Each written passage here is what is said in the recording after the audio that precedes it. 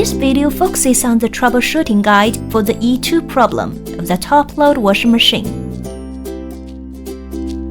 Cause summary.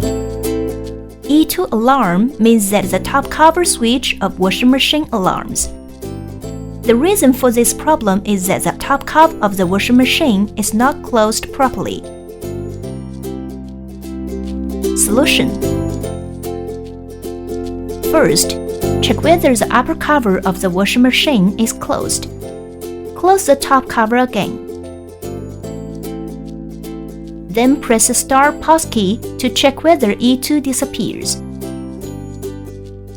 If the above instructions still fail to solve the problem, please contact our HAIER customer service.